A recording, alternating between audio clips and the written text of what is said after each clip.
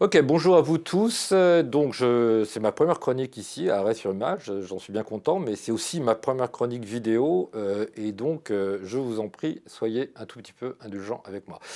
Je souhaite vous parler aujourd'hui de la situation de l'eau à Mayotte, dont nos médias, nos chers médias réunis et coalisés n'ont pas beaucoup parlé, très peu parlé en vérité.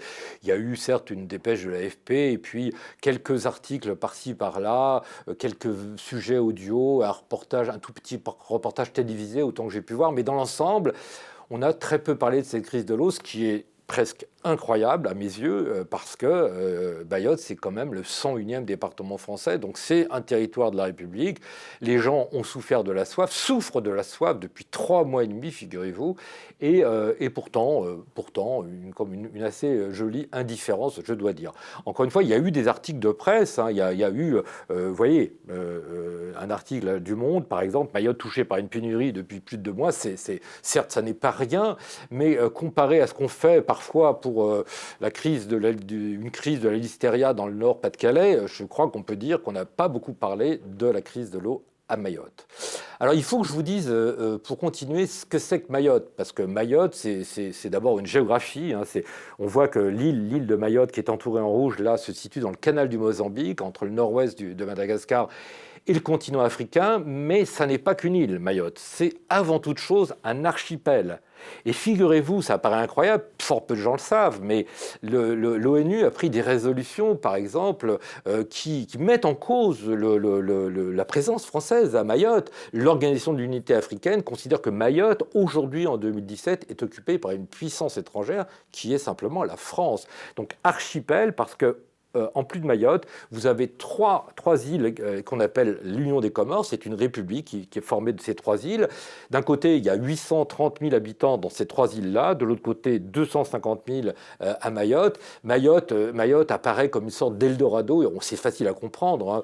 Il y a un niveau de vie qui n'est certes pas celui de la métropole, mais tout de même des conditions sociales qui sont bien meilleures que sur les autres îles des Comores.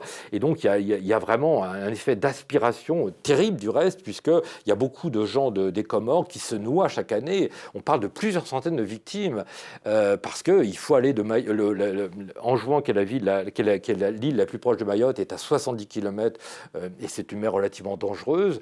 Néanmoins, il y a environ la moitié de la population de Mayotte qui est étrangère, avec dit-on, 3000 enfants qui sont rigoureusement sans parents et sans papiers dans l'île. Voilà, c'est une situation tout à fait particulière, avec des gens qui sont massés sur les côtes, avec une concentration de la population. Vous voyez là l'île, et bon, bien sûr, il y a des reliefs qu'on voit là, et des forêts qui sont très dégradées, mais qui existent quand même, et la population est donc très concentrée sur les côtes, on peut parler de surpopulation à Mayotte. Donc Mayotte française, les autres îles des Comores oubliée par l'histoire et surtout par la France. Et donc cette crise historique de l'eau, dont nos médias ont si peu parlé, et franchement, je trouve ça tout à fait étonnant. Pas vraiment, mais en tout cas scandaleux sans aucun doute possible. Le plus étonnant dans l'histoire peut-être, c'est qu'en 2016, à l'été 2016, il y a le journal de Mayotte, qui est un journal local bien connu et très sage, avait écrit un papier tout à fait prémonitoire. Je ne sais même pas si on peut parler de prémonition. En tout cas, ce papier d'août 2016 disait ce qui allait se passer à la fin de l'année 2016 et au début de 2017. Il annonçait la sécheresse, une sécheresse historique, et pourtant, ce ne sont pas des devins, je veux dire, mais il y avait toute une série de phénomènes qui étaient connus, on va dire, à l'avance. La crise commence en décembre 2016 parce que, pour une raison très simple, c'est que la saison des pluies n'arrive pas. Ce qui est quand même, quand on y réfléchit, assez sidérant. La saison des pluies arrive traditionnellement entre le 15 et le 25 décembre. Cette fois-ci, non, elle n'arrive pas. Alors au bout de 3 mois et demi, évidemment, le gouvernement français tout de même s'émeut de la situation, des citoyens de notre République qui n'ont plus d'eau à boire, c'est quand même assez spectaculaire. Et on voit arriver sur place les 13, 14 et 15 mars, Madame Erika Bargetz, qu'on voit là, dont j'ignorais pour vous avouer tout, le nom, le visage, et même les fonctions. Elle est devenue ministre de l'Outre-mer, elle aussi en août 2016, au moment où le journal de Mayotte alertait sur ce qui allait se produire. Donc elle va à Mayotte, et bien sûr, tout le monde espère qu'elle va enfin annoncer des mesures dignes de ce nom pour simplement faire face à ces crises qui durent, encore une fois, depuis bientôt 3 mois. 3 mois. Et tout au contraire, elle vient, si j'ose, je ne voudrais pas montrer trop désagréable avec elle, mais elle vient enfiler des perles, franchement. Alors qu'on attend, une forte résolution, elle dit très grossièrement, mais c'est ça qu'elle dit. Elle dit, écoutez, il y a un déchangement climatique, donc il y a moins d'eau qui tombe du ciel. C'est embêtant, mais il y a moins d'eau à boire, il faut agir. Il faut agir, ça c'est une chose qu'elle nous dit, mais agir au bout de 3 mois. En vérité, elle annonce 2 choses. Elle annonce la création d'une retenue collinaire, c'est une sorte de lac artificiel, avec de l'eau qui, ne venant pas du ciel, est bien obligée de venir d'ailleurs. On la ferait venir d'un navire-citerne depuis la Réunion. Et d'autre part, elle annonce la construction d'une deuxième usine de dessalement d'eau de mer, qui, en tout état de cause, ne résoudrait évidemment pas la question, parce qu'il y a un problème de volume d'eau. Mais de toute façon, si cette deuxième usine voyait le jour un moment ou un autre, ça serait dans plusieurs années. Et évidemment, Madame Barex ne serait plus là pour nous en parler. Alors j'en viens à la question, disons, écologique de cette chronique. D'où vient cette étonnante situation avec une saison des pluies qu'on attend désespérément et qui n'arrive pas? Eh bien, il y a beaucoup de météorologistes de la région, de l'océan Indien.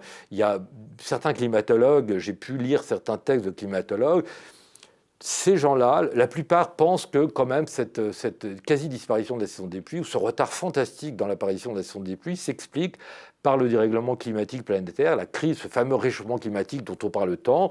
Il n'y a pas de certitude, il n'y a pas de preuve, en tout cas au sens scientifique, ça n'existe pas dans ce domaine, mais il y a cohérence avec les modèles climatiques existants, et il y a aussi cohérence avec des études de cas qui ont été faites en Afrique, dans des pays comme le Tchad ou le Burkina, l'Afrique de l'Ouest. C'est cohérent.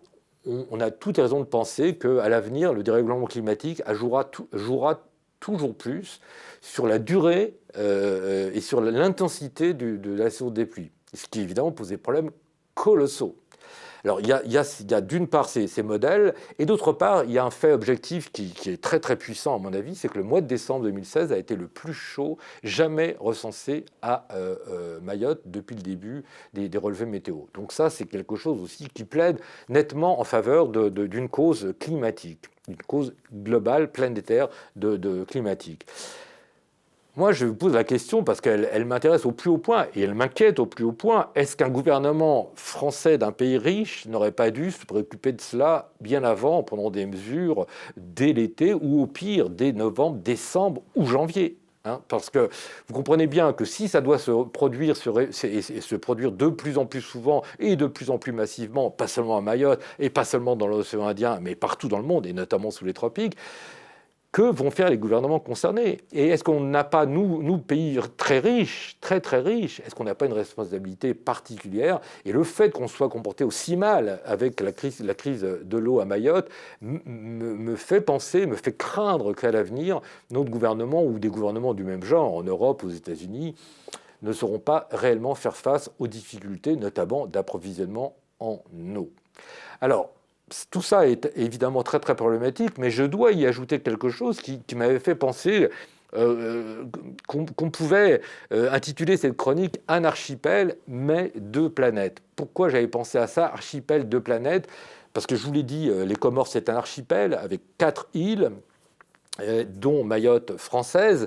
Eh bien, la crise de l'eau, évidemment, vous imaginez bien que la saison des pluies, elle ne concerne pas que Mayotte dans cette région, elle concerne toute la région. Et les 3 îles comoraises dont je parlais et qui sont, elles, indépendantes avec les guillemets qui s'imposent, eh bien, cette crise de l'eau, elle a forcément frappé les Comores. Et c'est des îles, je vous l'ai dit, qui avaient été délaissées par l'histoire et par la politique française depuis un siècle et demi.